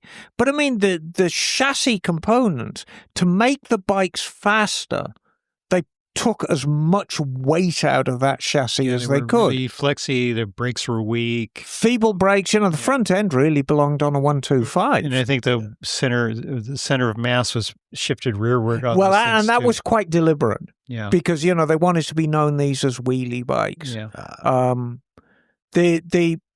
For all their ponderous nature, the Suzuki GT series were far more civilized bikes to ride. And the Yamaha RD350 and all those were much better. Yeah, packages. Exactly, and a far more developed package. So when did Japan catch up in the frame making business? Because it seemed like the UK kind of had it for a bit, but when did Japan I would say the first production Japanese superbike that handled was probably the GS1000. GS, I was going to, GS, yeah. The GS1000. But the GS1000, I've had a lot of my shares. I was riding a GS1000 at 17, and the GS1000 had plenty of problems, and it had a nasty little fault. And what the GS1000 would do was when you started cornering hard on it, God, it would promise you everything. It would be like, yeah, come on, lean me over a bit more, lean me over a bit more, lean me over a bit more, lean me over a bit more. And then it'd just go, stop. Gotcha. And it would scare the living shit out of you. Like a high side feeling? Almost, yeah. And it never chucked me off, but I mean, it was a trouser filling moment. Incidentally, I rode the last incarnation of that GS1000 platform was the GS1150. So the GS1000 dates back to late 77, 78. And the last incarnation of that platform was the 1150 EFE of 86. And they never truly eradicated that problem. It was better. Right. It was a lot better, but it still is like, lean me over a bit more, just a bit more. So instead of like a snap, it was just like a boop. Like, hello. It was just like, hello, I'm still here. So is that like the paradigm shift into the more modern stuff? Like exactly. And again, chassis have been developed. I mean, forks inevitably got bigger and stronger. Swing arms got beefier and meatier. Let's take our GS1000. A GS1000 had a tubular steel swing arm. The next one along, the GS1100, had a big box section aluminium swing arm. A lot better, but still two shocks. The final incarnation, which was the 1150 EFE, had a big meaty box section swing arm, but with a single centralized shock. So that's how it developed, and all the time forks were getting better. Reason alongside that is tires were getting better. Oh, absolutely. I mean, there was a time when 17 inches was a very odd size for a tire. The only bikes that had 17-inch wheels were like tiny little commuter bikes with skinny tires. Was everything 18? Everything was 18 or 19. Standard setup for a British bike, Z1, CB750, Suzuki GT, XS11, XS750. Actually, the 11s had 17s. But 19 front, 18 rear. And then some of the big heavyweights came up with 17-inch rears, like the GS1000 and the XS11. But they were narrow. They were only, 450 section. I have a question. So how big of a part does the subframe have? Because I was comparing subframes on bikes, and I'm amazed at some of these. So the subframe is what comes off of the frame and supports the seat. Is that what that's like what you sit on, right? Yeah. Right. In terms of actual handling, very little. Because I was comparing the Tenere and my bike, and my bike seemed to have the lower subframe. It seemed to drop down lower, so it had a larger triangle to support me. And on his bike, it was a much shorter one. Sometimes I'm like, how is that supporting all that weight? That's like me. Right, and I mean there. that's where the clever boffins come in. Yeah. But the important thing to note here is if you change a subframe, it's doing nothing for the rigidity of the bike. All the heavy lifting, the hard work's being done by the main cradle. And the rear shock mount is mounted to the main cradle, as is the forks. So all the handling, the swing arm, everything's being attached to that main cradle. But the subframe does lend itself, because remember, we were talking about that line. If you're closer to that line because of the design of the subframe, right, it's going to lend you more confidence on your bike. So, So that's what I was wondering, because the way that my weight felt on the bike, it felt more stable. So I was wondering if that was related to how the subframe, the geometry of it attached to the frame. Yes. I wonder if that affects it. I mean, I'm sure it does. I like your Ibex a lot. It's a very, very clever bike. Yeah. Yeah. Well, I'm going to keep testing it and sharing. But you know what? I'm excited that Kawasaki has got another similar bike, because I think this is a great market. These bikes are where a few years ago we would have said a 450 is too small to be doing any like touring or freeway riding comfortably. Is it Transalp a 650? I think the so. new one? Oh, I don't know what the new one. The old one was a 600. But I want to point out that as older model as the Transalp is for Europeans, as older model as the KLE500 is for Europeans, these were never big selling bikes. And so my greatest hope is their time has come. They were great bikes. They were great bikes back then. And they're, great bikes now. But I think the reason they didn't sell was there was simply no market for them back then. And I think perhaps, I hope their time has come. Midweight adventure bike. Yeah, so adventure market has really been like a past 20 years phenomenon. Yeah. Thank Charlie and Ewan for that. Well, I mean, and look at between the KLE and this bike, what you can get for under $7,000. Yeah. I mean, wait till in 2 or 3 years when these are on used markets, you're getting a lot of great bike. But even now, I remember when the Kawasaki came out with the Versys 3, not the Versys, what was the... Yeah, no, the Versys 300. I thought they were fantastic little bikes. I think a little Couldn't underpowered. give them away. Yeah, a little underpowered. Couldn't give them... Well, do you think they've got any less power than the Rally Raid 250? Hard to say. I mean, that that Rally Raid 250, well, that's that a Honda, 300 now. It was weird. It was odd because it was underpowered for everything I wanted it to do, but it would do 75 on the freeway. It would haul my ass around mountain roads. I love that thing. I did burn out the clutch on a ski slope one time, but that bike just ate everything up. Well, I'll tell you what I think this Ibex is going to be perfect for. The Misfits Rally. Whoop, whoop, whoop. I wanted to get a plug in for our rally because people are starting to plan for next year already. Cool. Yeah. So April 16th through 19th at Hollister Hills is rally number 4. Wow. Make sure you tighten up the bolts on your chassis. Yes. Don't want to have any Bigger- loose nuts. Bigger, badder, uncut. Come on out, join us for the rally. We're all going to be there. We've got street rides. We've got, Emma and I take people out on the street rides. No, I shall be leading a street ride. Yeah, like Jim and Doug are usually staying in the park doing dirt bike riding. Mhm. And then Charlie and Scotty are usually going off and doing 2 different levels of ADV rides. We've got something for everyone. Good shenanigans. We're going to the pub and we're going to drink gin and tonic. And we have a good time. Well, Yes, if you we wanted to, you could roll into Hollister to Johnny's Bar and Grill, which is the birthplace of the American biker. So Yeah. my ideal ride, if consider this, is we'll do a nice ride. We'll find a bar with jazz and gin and tonics. In Hollister? No, we might have to go a bit further afield. Okay, maybe Carmel. Yes, we'll go to Carmel for jazz and gin and tonics. It'll be Yum. a splendid time. Another announcement I wanted to make is that the WRWR app, WRWR, It's Women going Riders live World on Relay. Monday. Yes, it's been in beta. Big time. We're launching. So now it's Mo Beta. Three. Oh, Mo Beta. Mo But here's the Beta. thing, women riders out there, download the WRWR app. You can find it in the Play Store or wherever you go to get the Apple stuff. App Store. App Store, whatever. Watsonville. Yes. WRWR app. It's free. And here's the thing, dudes, you can download it too. Here's the thing, dudes cannot participate in the relay, but there's a lot of other features in the app. One of which is that you can list all your bikes and put your maintenance reminders, and it'll send you an alert to remind you when you got to do stuff on your bike. Oh, that's So cool. there's a lot of cool stuff you can do in there. But yeah, men are welcome to use the app as well.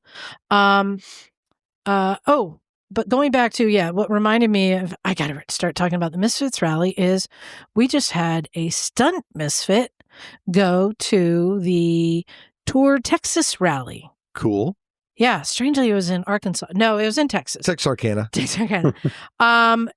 So our stunt misfit Bryce Right on. went to the TourTexas Rally and he did an interview for us. Nice. Yes, Cool. This is really cool. So he interviewed, it was Rosson Richardson, who's the founder, owner, and president at Austin Moto Adventures. Ooh.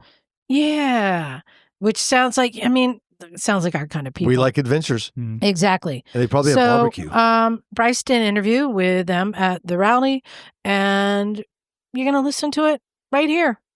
Hey, good evening. This is Bryce, a stunt misfit and fully accredited member of Emma's Army for Motorcycles and Misfits in beautiful Santa Cruz, California. I'm with Rosson Richardson, instructor, founder, owner, and president of Austin Moto Adventures. It's a lot of titles. That's a lot of titles. Rosson, can you tell me about your entry into the motorcycle world? Sure, yeah. I guess I crashed my first motorcycle when I was 8 years old is probably the best way to say it. A friend of mine had a KDX80, a Kawasaki KDX80, and I hit the power band and went straight into a tree. Oh, boy. And I've been hooked ever since. Love at first crash. Yeah, I love it. First crash was right. Rosson, what is Austin Moto Adventures? So it's really a training and touring resort. So what we try to do is turn the industry on its head a little bit by offering everything at a higher level. So it initially started as after I had been an instructor at another BMW facility and done some other things like that. There's a longer story to it. I don't know if you want to hear that. I can go into it a little bit if you want. But I decided to start this because I think that people that spend $25,000 on a motorcycle and $5,000 on gear deserve a world-class experience. To spend $2,000 on training, it's a lot less than the insurance deductible. So we just tried to make something really special. So would you say that's the mission of Austin Moto Adventures? No, definitely not. The mission of Austin Moto Adventures is to build it. Well, be real about it. Look to your right, look to your left when you're in this room of people that are here, and they're all the best people you know, right? They would all do anything for you, and they're all strangers. Excellent to community. you. And it's a beautiful community of really incredible people. And adventure motorcycle riding will change your life. So if you're not a part of the community, you should be. The world's a better place with adventure motorcycle riders in it. But these people will do anything for each other.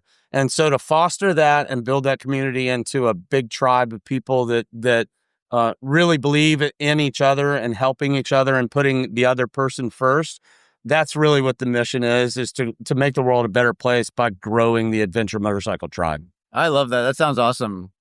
Why should a street rider attend your courses? Oh God, that's like saying, why should a dirt rider attend a street course, right? I mean, because it makes you a much, much better rider. When you're on and I went from, little dirt bikes into road racing, raced Wera, and then one day in 2001, I made the transition to a Triumph Tiger 955i, and it changed my life. But to be able to put the road experience, usually people start with dirt experience, and then they get on a road bike and they begin to see and feel a shift in their riding abilities. That's great. But when you've been a dirt rider and then you've been a road rider, and then to bring those two things back together, right? Instead of just like from one into the other, but you bring both of those skill sets together, and you become an adventure motorcycle rider, and you master all of the on-road and off-road skills on these big 580-pound bikes. All of a sudden, you're knee dragging, through a beautiful canyon, and you flip it over into Enduro Pro or off-road mode, Dynamic Pro, whatever, and you're hauling ass up through a mountain pass. That makes you a much, much better rider. And when you come, like here, any program, we don't care where you train. We want everybody to train. I think every motorcycle rider should train on an adventure bike, and there's a few really, really good programs out there. But if you come here, you're going to learn how to ride a bike that you would ride on the road, but you're going to learn to do it in the sand. You're going to learn to do it in the dirt. You're going to learn to do it in a curve, coming in hot, initiating in gravel and sand and everything else. And so you think about taking those skills that are commonly known for a dirt bike, but you're on a street bike, and then all of a sudden you can blend the two together. Makes you a badass street rider, and if you're a street rider, it makes you a badass dirt rider. Oh, I agree. Don't forget the mud. I became very acquainted with the mud today on at least 3 occasions. Yeah, it's been a lot of rain here this week. And what would you say to someone who has been on the street for many years, or even maybe someone who's new to street, but is just intimidated by the dirt or gravel? What would you say to those riders? And how it relates to Austin Moto Adventures? Yeah, I would say that, we all ride on the street a lot, especially on adventure bikes, because you got to be on the street to get to the dirt, right? So even when we do our tours, which is one of the hottest items, even when we do our tours, I'll get on the gravel and I'm a little bit unsettled. You know what I mean? Oh, like yeah. Maybe it's like warming up. Shimmying. If you're a tennis player or a soccer player or a football player or whatever, you got to warm up a little bit. So sometimes I'll get out on a gravel road when I haven't been in the dirt, and I'll feel the bike moving underneath me. And it's one of those things that I kind of lost the question after time, but it's one of those things that you have to warm up and being intimidated. Yeah. And you're intimidated by it, and you feel a bike moving around. But the only way to master that is to get training and to keep doing it and over and over. And one of the things we talk about a lot, because sometimes people will they'll be tired of the drills that we do, like 4 reps into it. But how many 7-irons did Tiger Woods hit? Right? How many forehands does Djokovic hit? Right? I mean, it's like you have to have the fundamentals. So we have a lot of people that come through this program that have been intimidated by the road. They get it on the dirt, then they get back to the road, and they integrate the 2 trainings, and you just put the fundamentals together, keep doing evolutions of that, and you become a much better rider. I have to tell you, in my personal experience, I arrived here on my V-Strom, and just your driveway is like an introduction because it is a little gravelly. You got some rocks, but I got to tell you, I did the basic course with Rob and CJ and Cassie, Cassie. Yeah. Yes. And they drilled so many basic, strong skills into us. And then for the rest of the day, I did the basic and the intermediate routes on your course here. And in my head, I was literally talking to myself in the helmet. I was like, okay, steer with the knees. Yeah. Light on the handles, right. Give it throttle. Because the training we received was so great and so impactful in the 3 hours I was with them as training. I took that for the rest of the weekend, and it was such a big help. So I really, and I've done gravel and dirt and mud, but I think this weekend was just a light speed change for my experience. It's good bringing it all together like that, and I hope that those things continue to echo through your head when you ride, like a target fixation. We talk about eyes up, eyes up, eyes up. Yes, you heard us. That's a big one. Oh yeah, our team saying it all day. If you look down, you're going down. If you look right, you're going 100%. right. Do it on a horse. It's going to do the same thing. 100%. Right? So yeah, I hope you take those skills back to the road, keep them, and those things keep going through your head. And then, how experienced does one need to be before they come to your classes? Really, I mean, most people come to us from the street, or they come to us because they have purchased an adventure bike and they think that their skills automatically translate from the street, and so then they learn the hard way that they didn't. So, and expensive a mistake. Yeah, like how expensive is your insurance deductible? It's cheaper to get the training first. Right. Yeah, that's right. So you don't have to be experienced, but we do need you to know how to ride a motorcycle. We're not a school that teaches people how to ride. So you need to know clutch. You need to know how to ride a bike, and which typically means you know how to ride a bike on the street. On the street, right? And if you can do that, then we can bring you here. Honestly, we'd rather get people that before they develop bad habits, right? And so there are a lot of people that come in here. One of the most interesting calls that we take is your average 50-year-old guy that calls in and says, typically they talk to Rob, and Austin Moto, how can I help you? Hey, we'd like to. I'm interested in taking a class. And okay, well, what's your riding experience? Well, I raced motocross as a kid. So, no, you didn't. Right? I mean, we get so many people that say that because they don't want to admit that they didn't ride in the dirt.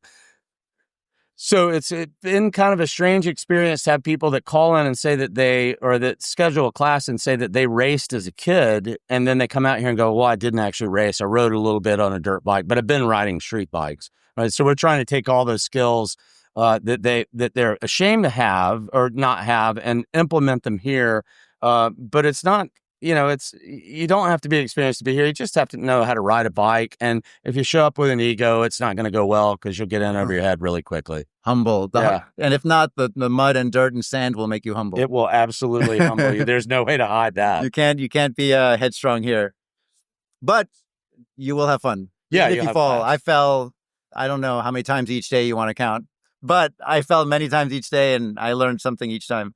Yeah, interestingly that you say that. We try to keep our classes 3-to-1, no more than 5 students for every one instructor, but we're going to push every student that comes through until they go down, until they fall. Like our objective is to get you to the very edge of your ability so that you continue to drop your bike, you continue to fall, so that we can pick apart the weakness and then help build the people up and give them the skills they need to get off the road. Nice. Hey, very important question. How does one find out about your classes and how do they sign up? I think probably the best way is to go to austinmotoadventures.com. Just click on training. You'll see the training dates. We have tours also. You can click on those. But on Instagram, we are ATX Moto Adventures. I will add, as you might have heard today if you went to the challenge course, that we have an epic challenge program coming up that's really going to be, it's going to be world class. We have the biggest of brands involved in it and the coolest people designing stuff for us that just heads up, keep your eyes open and watch for the things we'll be announcing. It's going to be great. And I did observe the challenge course and it was just amazing. Yeah. Like you can, from 250cc dirt bikes to 1250 GSs going through the same obstacle course and then enduro course. Yeah. Back to back. And I hope that on your social media, you'll have video of the event today. For sure. I saw drones out there. Yeah, I don't know who had the drone. We're going to send out an email blast saying, please give us all your photos. And awesome. Everybody, please turn those in. There could be so many beautiful shots from that. You saw some epic crashes and also some really cool successes. But there's going to be a lot of cool stuff that comes out. Thank God no one was hurt. I know, right? They were scary looking. We had one guy that, our good friend Dustin Hasselgren was hurt. He blew his shoulder out just a little bit, but it looked like he broke everything. Well, I don't know. I'm sure you saw that. He went down. I was like, oh, God. So, he just hurt his shoulder a little bit, tweaked that. But yeah, he's okay. Hopefully his mom wasn't watching. No, she wasn't watching. She's not here. And now, even more importantly, Would you or can you recommend someone to be on Motorcycles and Misfits for an interview and share your training offerings? Yeah, absolutely. Rob Glass. Rob is, it's not been riding an incredibly long time, but he's had a ton of experience. I think Rob has like 150,000 miles of off-road experience at 70. I don't want to say how old he is, but at a much older age, and he's found so much peace inside the helmet and riding off road. And it's he was one of my instructors. Yeah, that's right. He's found so much peace and spirituality, and as he says, I found God again, and he found it through a motorcycle and through being off road. And I think Rob is the person that, look, when I'm that age, that's who I want to be. 70 is the new 40. I hope so, because 56 would be the new 36 or something like it. So what else do you want to tell our audience? Man, just if I miss anything about Austin Moto Adventures. I don't want to just overly plug Austin Moto Adventures. Of course, we want you to come here. Of course, we want you to come to our all-inclusive weekend, 2.5-day training where we feed you incredible food and you're around amazing people. And we know that we have the best instructors in the world, and a couple more that are coming in from, internationally that are just amazing. We know we have the best tours, but that's not really what I'd want to push as much. Just put a helmet on and ride a motorcycle. Get in the groove, get your face in the wind, get off the road, get away from the cars, get up in the trees and find something beautiful that's just bigger than the social media, driven, just incredibly busy world that we live in. Find some peace in nature, off the road, on a bike, and just see what it does for you. Do motorcycle tent camping, live off the bike for even 2 days or 3 days and watch what happens to you when you come. It makes a hair on my arm stand up when I talk about it. Watch how different, how much things change for you when you come home or you go back to your job after you've been living on a bike for 3 days. It's amazing, and the world is a better place with adventure riders in it, and that's what we push, and we want more of them. And now I know I loved it. I've got the phone numbers of about 4 guys that are pretty local to me in Dallas. So like you said, I just got 4 new friends that we can go riding, meet up and go riding. Tribe, man. That's the tribe. The tribe. Join them, our tribe. Yeah. And then for those who are nervous about camping, tell us about the delicious creature comforts that we ate tonight. Oh, gosh. Comped by Harley Davidson, right? Davidson, the Pan America, right? I don't know what that has to do with camping, because that certainly doesn't happen on a camping trip that I've been on, unless we're lucky enough to we get a little spoiled here. Shoot a hog and have all the fixins. But yeah, we had Moto Chef, whose website is motochef.com. We brought in 2 hogs. Harley Davidson sponsored the whole event. So they paid for 2 fresh hogs that we cooked for 14 hours and had pickled slaw and all kinds of fixins to it. It was absolutely amazing. Rice, we're going to do yeah. What I haven't even eaten yet, so I had some of the slaw and was like, oh my god, that's good.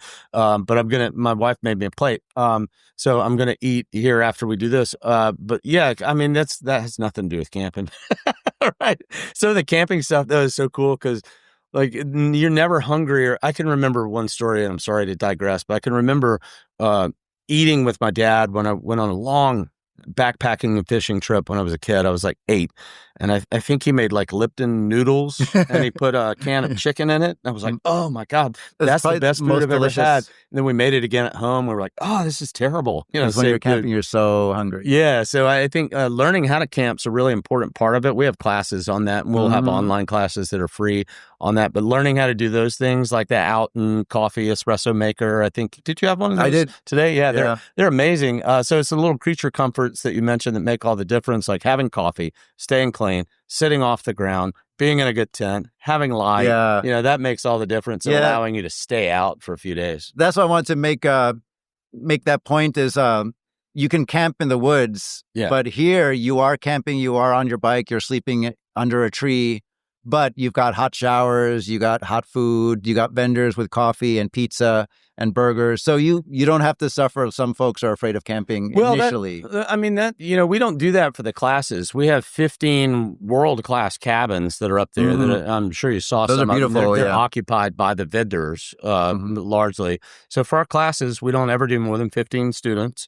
And all the cabins have their own restroom, their own bed, everything else. So nobody camps unless they want to. If you want to camp, we're not going to stop you. But everybody has their own cabin. We show you your cabin, put your stuff up, and all you got to think about from there is riding, eating good food, making great friends, and joining the tribe. You learn, and then you rest in a nice bed. Yeah. The design of the cabins, I'm glad you like the aesthetic part of it. They're 10 feet by 16 feet. With their own bathroom. So we wanted them small enough that you don't want to stay in there. They don't have televisions, right? So it kind of forces you out into social and to integrate yourself into the tribe and make new friends. But also when you go in at night, they're incredibly comfortable and memory foam beds, so you can rest well. You don't have to camp. But yeah, we don't want anybody to feel like they're roughing it here. We'd rather teach you how to rough it, right? But you don't have to rough it while you're here. Awesome, because it's a learning environment. Yeah. This is about learning, not about camping. We'll teach you all the finer points of camping.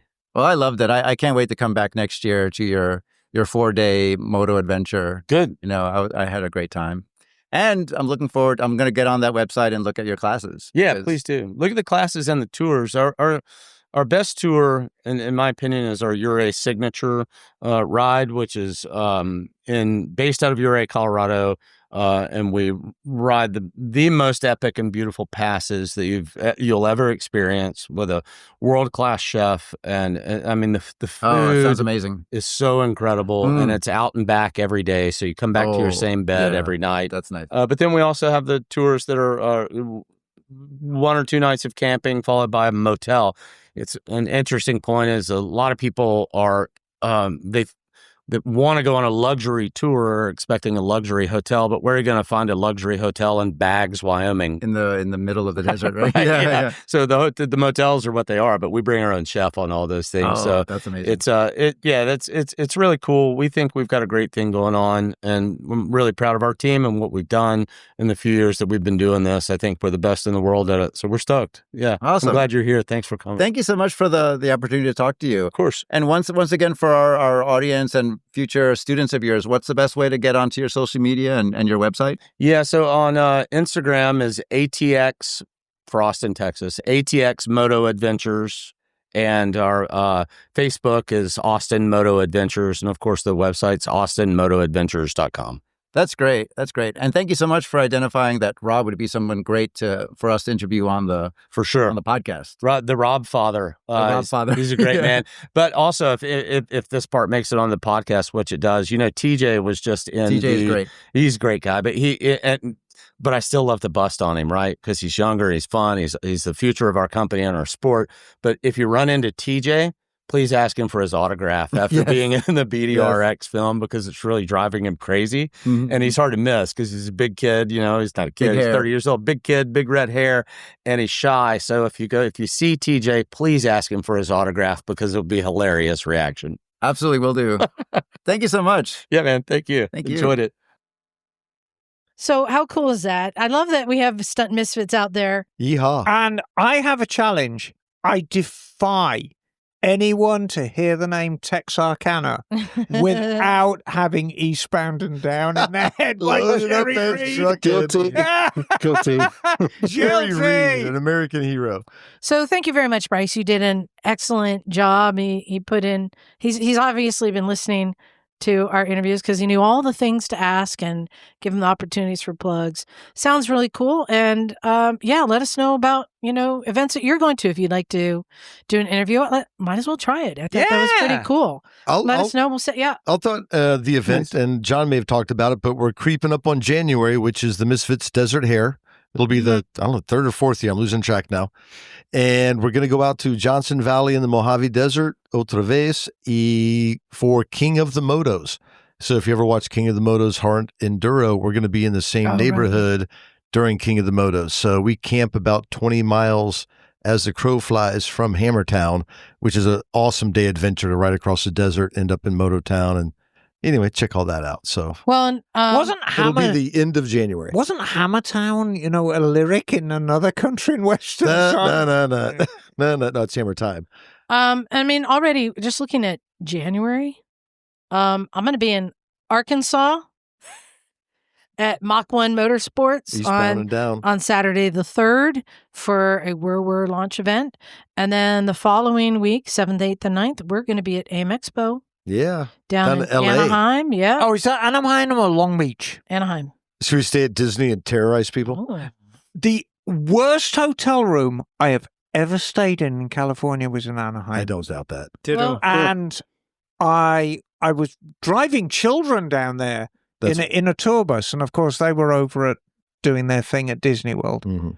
And I'm like, I got to get a motel room. So I call the bus. I say, look, I'm beat. I need a motel room. He says, I'll book you something. So he booked me this thing, and I pull in, and it's a fairly sleazy motel You got room. scabies just signing the ticket. Yeah. And I walk inside the room. It's got a black light and a mirror on the ceiling.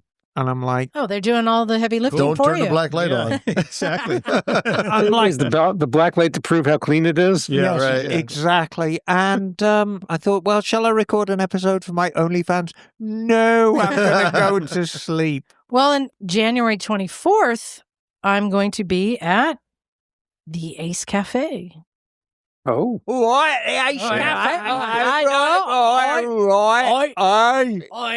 So, anyone who wants to come out to the Ace Cafe, I'm going to be there doing a Whirr event.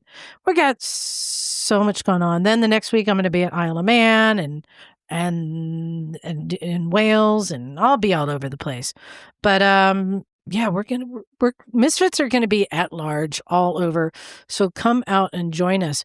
We have a bunch of emails to get to. Do you want to start with the Jason update? Yeah. More things. yeah. Weekend after next, the San Francisco Motorcycle Club and Oh gosh, thank you. Yes, let me plug those. Thank you. I gotta. Thank you. I've got so much going on. You're right. Not this weekend, but the next on November 8th. If you are in Northern California, come on out to the SFMC Clubhouse and the Misfits. We're going to be there doing an event. We're going to be doing a free gear exchange. And also our good friend Louisa Swaden is going to be doing a presentation and book signing there. And a chance to hang out the oldest motorcycle club in America. Second oldest. And if you've not been there, it's cool. History. It's so cool. Are you coming, Neal? maybe. I hope so. See if I can get caught up on my house projects. And then the following day, Neal, do you know what's happening here at the garage on the 9th? I signed up for it. Good. Here on the 9th, we're having Verge Motorcycles coming over, bringing their bikes here for us to do test rides and review them. And these are the newest round of electric motorcycles that are bringing something new to the game. These are going to be on the level of Energica and Zero. These are high range bikes, very interesting hub motor. Well, not a hub motor, hubless. Hubless motor. Hubless. It looks like one of the Tron motorcycles. Yeah, where the wheel should be, there's an L. Magic. So, come There's join a us. storage space. Yeah, come join us here. Both events at noon on the November 8th at the San Francisco Motorcycle Club in the Mission District, and on November 9th here at the garage. Come on down at noon. Thank you for reminding me, Neal. Yeah, no problem. So, Emma, you got an update on the Jason Awards. I do indeed, and this is from Stacy. Hi, Misfits. I'm a few days late in sending this, but Jason would have been touched by your decision to choose Jeremy as the Jason Awards recipient. Jeremy's story and the decision to live for Holly parallels exactly what we are trying to do. Even though we are still in recovery mode and will be for some time, we probably will be forever, Stacy, but, time is a great healer. We are striving to live as Jason would have wanted us to live. Here's a bit of an update. I've been rebuilding the 1975 Moto Guzzi 850T that we both shared at different times over the last 20 plus years. After tearing down the engine, I discovered that it had a spun rod bearing. I was able to locate a used crank as well as new bearings and other parts needed. I've begun the assembly process, even though some days I'm only able to work on it for a few minutes before I get too emotional. However, I am making progress, and I hope to have it completed in the next couple of weeks. Here in Idaho, the Vintage Motorcycle Club has a show at the end of March. Wait, Idaho? What? Did you say Idaho? Idaho. Yeah, okay, that's what I thought. Not Idaho. Idaho. I hope to enter the bike in the show like I used to years ago. My wife, Kathy, and I miss Jason terribly, but we have so many good memories to cherish. I'm hoping to ride the Guzzi to Montana next June to ride the Distinguished Gentleman's Ride in Missoula. Jason headed up this event for the last several years, and I plan to honor him by participating with his old bike. Keep up the good work and congratulations to Jeremy. I agree that the best way to honor someone we've lost is to live our lives to the fullest. And for me, part of that means to continue to try and ride and heal. Some days, the only place in the world that makes any sense is on one of my bikes. Very profound words, Stacey. And, the biggest hurdle for me when we do something like the Jason Awards, we get so many touching entries, and you have to pick somebody that you feel is worthiest of the award, but that doesn't mean everyone else who wrote in was unworthy. These are all amazing stories, and they're not tragic stories. To me, they're stories about the resilience of the human spirit. Every single person who wrote in and shared their story for the Jason Awards, touched me greatly. And it really gave me the greatest hope for the human spirit. We are very, very resilient beings. It was a very touching competition. Jeremy, I know you're going to be listening to this probably tomorrow. I'm working on a very, very special prize for you. Me and Liza are somewhat in disagreement with it, but that's nothing new.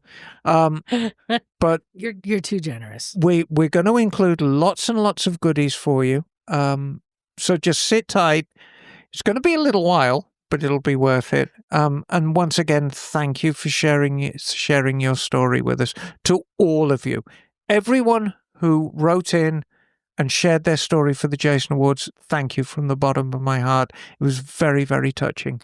Well, there was a listener who was moved by that as well, Josh Hampton, and he reached out and offered up I know Joshua. His motorcycle. What? To Jeremy. Whoa. A PC800, which Jeremy had to pass on because he doesn't have the room for another bike. But I just wanted to give a shout out to Josh because that was very generous of him. Josh is awesome. He's my backcountry partner. He's a good dude. Yeah. Joshua's a very, very good egg. He's solid. Yeah. So I have an email to read. Bagel, I stolen the email I sent to you and sent you another one because I realized I can't do the accent on that one. So you have a new one. So I'm going to read the one I stole from you. And this one is from Chuck. And this one is personal to me too. He says, "Oi, fistmits. The out-the-door price discussion on episode 644 had me griping out loud as I listened in my truck last week, remembering my experience this past summer buying my used 2019 Rebel 500. Who ding-donged? Was that you, Bagel? Amazon. A ding-dong. He said, I had been window shopping used cruisers for months, convinced myself I'd be choosing either an Indian Scout or a Honda Shadow. Two different bikes. Mm-hmm. Emma, is that you ding-donging? I'm not ding-donging. I'm not. Is that your door? Is that your Ring camera? Who's ding-donging? Someone's ding-donging. So yeah, between an Indian Scout or a Honda Shadow, yes, based on the dealer prices being advertised, yes, and discovered after sitting on the bikes at a Huntsville, Alabama dealer that it was actually the Rebel that had the ergonomics I liked. Given a list price of $4,900 $4,900 on this used model. I thought I was going to come out well ahead of the $10,000 budget I'd started with that morning. Then the guy sits down with me and shows an out-the-door price of over $8,000. What the ever-loving knock? I love that. That's On a used model. Yep. He said, I ended up settling for a final price of $6,500 out the door, but still went home with a bad taste from the whole experience. It had me wondering if all the website prices on used bikes I'd been seeing all summer were less about the market being good for the buyer and more about the dealer actually just bait switching a big chunk of the true price into the fees. I'm curious on that, what they're adding, because on new bikes, they're adding like assembly and freight, but on a used bike, you're not doing that. I'd be curious to see that invoice. He said, what I had actually wanted to write to you about was me being the first electric motorcycle to ride the Trail of Tears. I rode my Energica Xperia on the all-day Alabama portion from Bridgeport in the northeast to Waterloo in the northwest on a beautiful Saturday in late September with my ever-trusty wingman buddy B-Mac on his Honda CTX 1300. There are always thousands of bikes on this ride every year, which makes for a wow experience. Given the high density Harley riders, I'm very happy to report I had nothing but positive interactions with folks about my electric bike. The Alabama riding day is broken up by a long lunch at Redstone Harley just west of Huntsville, making it relatively easy to squeeze in a charging stop at a Buc-ee's about 10 miles away. At least it was easy once I got disengaged from the clustered parking in the big lot behind the dealership. That guided parking comes off the highway almost put an end to my day. Ooh. Anyway, the guides steer the bikes off the road and into the parking lot into horizontal rows. Thus, once we got stopped, I had rows of bikes in front, rows of bikes behind, with us sitting in the middle of our own row. Oh, and no easy way to then sneak out for a charging session. Since I never done this ride before, I was not prepared for this. By sheer luck, there was just enough space between the bike rows on our right for us to wiggle our bikes out of the rows, run down the grass along the property edge, and get out onto the road. Once recharged, we got back down to the dealership and rejoined the parked bikes, by this time in the tailing rows. The ride itself is quite the experience, akin to being in an all-day parade. There are people all along the route on the roadsides waving and cheering. And then a huge crowd on the Waterloo end, making for a festive evening after the ride. I know this isn't as impressive as cross-country electric rides of the past, nor an iron butt, but I'm tickled to know I'm the first for this massively biked event. I'm quite sure I'll be making this an annual event for myself, maybe even try it on my older Zero SR next year. My next riding adventure is coming up next weekend when 3 of us Honda boys head over into North Georgia for a long weekend of riding the Georgia, Tennessee, North Carolina area. There's some good roads up in there. It has just started turning cold for the season here, so the cold start mornings going in and moderately warm afternoons should make for some nice riding as we see landscapes full of the leaves changing. Yes. Wish us luck for this week's forecasted rain to get itself all finished before we head out on Friday. Safe rides and firesides from Chuck Burgess. Nice, Chuck. Yeah. Thank you. They got some country riding up where Nice. they're going. They'll be in the woods. All right, Bagel, did you find the email I sent you? Yes. I have an email from George, the Greek guy. Oh, we remember him. Greetings from the rainy Netherlands. My name is George. I am a Greek guy living in the Netherlands in love with fixing up and resurrecting old, not necessarily classic motorcycles. Motorcycles have been in my life ever since I was a kid. I am 35, living in the Netherlands for 6 years now. I wrote to you also a few months ago about restoring motorcycles. Motorcycles are a passion of mine, but circumstances never allowed it to be the way I make my living. You asked about projects. Well, since I last wrote to you, I have been busy. I have a 40-hour job and a family, but I always find a way to make time.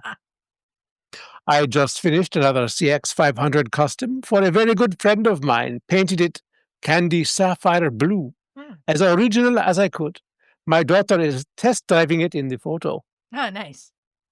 I rescued a CB750 K6 and brought it down to bare frame before building it back up as candy Antares red. Ooh. Photo attached. First time to work with fiberglass for the side covers that were broken. A CX500 in its classic blue. Look after a full teardown, full engine rebuild, including timing chain tensioners and stator change, Oh my water gosh. pump seal, How etc. does he have time?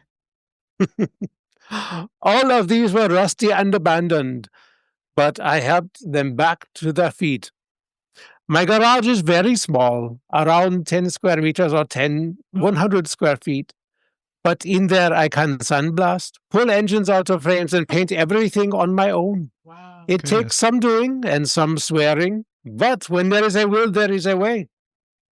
Now, I have got a new project for the next few months that will keep me busy for sure. Ooh, what is it? It is an SX175 Harley Davidson What? Kajiva Oh, yeah. Late Oh. one. 78. Yep. 1978 I don't know this two-stroke. one. It was delivered to me on a pallet as rusty and bent parts after traveling a long way. Is this a dirt bike? It's a trail bike. Okay, It's, yeah. It's a street bike Yeah. with kind of trail pretensions. Retention. After some research, I found out that Kajiva took over in 1978 the factory in Varese, Italy, where Ermacchi and the Harley Davidson were building the SX175, 250, and 300. They also agreed with AMF that they can continue building the SX200 or the SX two-stroke line with whatever parts were left behind in the factory. And that is how 7,224 SXs, 175s, 250, and 300 were produced carrying the very strange graphic logo HD Kajiva. Huh. This motorcycle belonged to my father, and before that to a late uncle of mine. How cool. When I heard that it was being taken to a scrapyard in Greece, I arranged to transport it here. The engine is already half rebuilt, but parts are very hard to find, and they all have to be shipped from the USA or from collectors in Italy. Wow. Also, NOS parts are, well, almost 50 years old by now. The graphics are also not made by any company. The Harley-Davidson companies don't consider it a Harley, and the Kajiva ones don't think it is a Kajiva. But I assure the little motorcycle that it is now part of my family, so it will be all right. So my question after this long email is, how important is accuracy in all the parts if they are either hard to find or there is a better alternative that is newer? For example, clutch plate material is better now than the same as brake shoes, fork springs, Phillips head fasteners should stay the same, or newer fasteners are worth it that are less easy to strip. Until now, I made all my bikes were as close as to the original, down to the final nut and bolt. But in this case, I am afraid that approach will make the bike not possible to complete. How lenient should I be in this case as far as originality? If you ever come to the Netherlands, you have a place to stay and to fix your motorcycle. Thank you. Kind regards, George, a.k.a. the Greek guy. The Greek guy. So right? I'll mention something about the Netherlands. They have this company called CMSNL, which has tons of Japanese bikes spare, new old stock. That doesn't help him. He does Japanese bikes. So, too, George, with the Kajiva, not so much. I'm going to answer your question. I've had a Kajiva Harley Davidson at the shop. 90, which was still completely under HD badging then, but impossible to get parts for. But I think the answer to your question is actually in the lineup of bikes you've shown us. Oh. So there are photographs here, and there's 4, and there's 2 of this very, very decrepit Harley Davidson, but they're very handsome bikes. I always liked the SX and the SST range of bikes. I thought they were very, very handsome machines, very much of the time. And then we have a CX500 in blue. It's a very unusual color for a CX, but I remember them being that color. And of course, it's factory complete down to the last nut and bolt. But I think the answer to your question is in the bottom picture, is in the Antares Red CB750, which is not stock. It has 4x2 exhausts and very, very handsome Leicester mag wheels, both of which were a period accessory at the time. So you can argue that the customizing a bike, even a vintage one, is perfectly acceptable. Period accessories. Period accessories. customs. Now, in the case of the Cagiva, where getting parts is impossible, you get the parts wherever you can. Yeah. Now, chassis parts are going to be the hardest part, but I know for a fact a Sportster headlight will work on that bike, and it'll be a perfect duplicate of the headlight, as will a Sportster tail light. So you can use both those items, and there's your lights. Your turn signals indicators, you're going to have to dig deep. CEV Marshall, so probably something from a Moto Guzzi is going to be sufficient there. Or maybe a 70s Vespa even. Exactly, because 70s Vespa had CEV turn signals. Yep, those big round ones. Yeah, so you're going to be able to get this very, very close. But if the parts aren't available, just use whatever you want. And as long as you're rebuilding this bike with love in your heart, and I think this is clearly a bike that's been in your family since it was probably new, however you do it, it's going to be absolutely wonderful. I'm going to be thrilled when I see a picture of this. Yeah, and my thought is, whatever it takes to get it running, bring it back to life again. That's the important part, because then you can actually start enjoying it. Use it for what it was intended to be used for. Whether the part is original or not, it doesn't matter. It's parts get replaced if it's not the same manufacturer. As long as it works, hey, it works. That's the important part.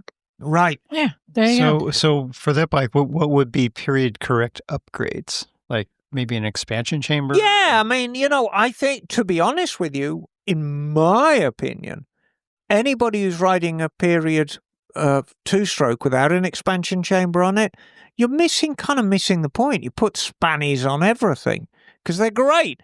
Ding, ding, ding, ding. Yes, whenever I do restorations on bikes, even on my factory correct restorations like the GS850, I always turn the volume up on the colors because the colors weren't that great back then. Certainly not in the early 70s. So you want something a little more vibrant. So I'm very fond of using a standard graphic with a far more vibrant color to it. And I get away with it. Because what's the matter? What's the matter with avocado and mustard, Emma? Core blimey! on my toast, nothing, I tell you. But on a bike, I tell you what, refrigerator. I wouldn't mind an avocado crapper. I think that'd be great. Do you know you could buy avocado-colored bathroom sets in Sears? Oh, I don't doubt it whatsoever. Yeah. With matching carpet. Oh, yeah. We had that Shag. Yeah, goldenrod. Yeah, it's not in the 70s. All right, Jim, you got an email for Okay, us? last but not least, and it's a quickie. So this is from Justin Donaldson. Hey, Justin. Just in time. This is under the seemed like a good idea at the time. Yes. And very briefly, he states, more of a geometry issue, all three-wheelers with two wheels in the rear. Yeah, seemed like a good idea at the time. Seemed like a good idea at the time. That is a very good example like of something a that Reliant Robin. seemed like a good idea that failed. But you do like two Bagel's wheels in got one front, there. don't you? Right by me. Exactly. Good example. Neal, you got one there? Yes. This is from Dave Hamby. And from Washugal Custom Classics, so not too far from he's up in Washington. Good evening, Misfits. I was listening to your latest podcast, which included the Jason Award stories. Mm-hmm. I'd like to give my 2 cents on the terrible designs that someone probably thought was the biggest innovation of the 80s. Petcocks. And I'm not talking about friendly roosters. Who in their right mind ever thought that a vacuum... Cock-a-doodle-doo. or any cockle-doo. Who in their right mind ever thought that a vacuum-operated petcock was the way to go? Every early to mid-'80s bike I ever touched had this type of system, and every one has failed miserably. I've enjoyed listening to all of your thoughts on terrible designs and even laughed out loud and nodded my head about a couple. Fun content today. Thanks and have a blessed week. And he has a PS that you'll be interested in. I bought my Scorpion AT950 modular helmet. I know you were all just on the edge of your seat, hoping that I would get one. So I'll add one more to the fire about good idea at a time. K100, K75 with the cylinders facing on the downhill side when the bike is on a side stand. Mm-hmm. I mean, somebody had too much beer and bratwurst at lunch when they thought of that one. We could have just flopped the engine the other way and avoided the whole smoking startup issue. Right. But you know that's not a motorcycle engine, don't you? Yes, it's a Peugeot engine. It is Peugeot. Emma, you have another? So blame the French. I surrender. Now that you have a handful of cracklins. I'm thoroughly enjoying eating my pork scratlings. Yeah, we got to be quick. This one is from Alan. Hey, Misfits, I wrote in a couple of weeks ago regarding the Misfits' choice of birth bike. I found your choices interesting, particularly the Bagler choosing the Kawasaki Widowmaker. I'm seeing him in a whole new light. I took Jim's request for $7,000 to purchase his Triumph Desert sled to heart, but upon checking my pocket, sadly I only found a few coppers, length of baling twine, 2 slightly sticky boiled sweets. I'm fairly certain they'd still be okay to eat, and a rubber band. Well, fairly standard contents of a pocket, but fear not. I have an idea which will possibly revolutionize the tool roll industry, and I'm happy to share the future profits with you all. I'm looking to produce an all-in-one tool to eradicate the need for anything else in the toolbox. You're very interested in this, aren't you, Jim? Fascinating. I am. We all are. I think we all are. Well, okay, here we are then. That and Jet Kerouac's house in Desolation Wilderness. Yes. Right. I present to you the dehydrated Miss Emma Fix-It-All tool. Should your bike break down anywhere on the road, you simply unfurl the husk and rehydrate it with gin. I like the idea of being a husk. We had one of the Moto Bandito products was dehydrated gas, just add water. Yes, there you go. So anyway, this you rehydrate me with gin from your hip flask. Within minutes, you would spring into action with a hearty, hello, darlings. That's kind of how it works in the garage. It is kind of, yeah, pretty much. Stick a diddling finger into the problem area and hey, presto, problem solved. I haven't yet figured out how to dehydrate her, as I think wrestling the gin from her could be problematic. Oh, yes, you'd never get the gin out of me, darling. But Liza's more experience with wrangling Miss Emma. Do you? Do you? You know, I always think that Liza regards me as a sort of feral cat. I mean, she only has so much control over me. You are a toddler. I am a toddler. With matches and a gun. Yes, exactly. Obviously, I'd need Miss Emma's approval to clone her likeness, but I'm prepared to offer royalties in the form of Jim. I'll take them all in advance, darling. Failing this plan, maybe Jin needs to pimp out Knock and his handies in the alley and make up the money that way. Awaiting permission, Alan. As a possible future guest suggestion, check out the Sidecar guys. They hold 2 world records for the first circumnavigation of the globe on a scooter and sidecar and the longest reverse of a bike and sidecar. They also run one of the best festivals here in the UK for world travellers, the Armchair Adventure Festival. That sounds like fun. It's a great Sounds event. fun. Cool. It really is. Right on. There you go. We've brought to you. Don't push the mic away so you can eat more. It was a crackling episode. My gosh. All right, I'm going to start throwing these Emma, I'm turning you off. All right.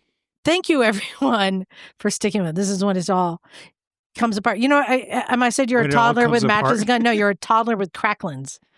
This is exactly how it is. Thank you, everyone, for listening. And I hope you enjoyed that. Thank you to everyone who was part of the Jason Awards. And I think that was a great thing. Thank you, Emma, for handling that. Let's check out the Ibex if you have one. I want to hear from you, too.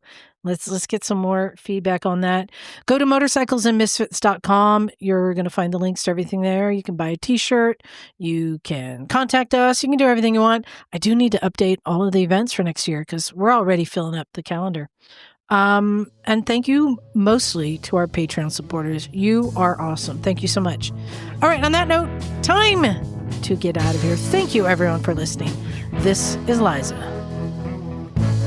It's Neal. Naked Jim, son. Bagel. And I'm going to go smack Emma. Cool. Cool. Cool.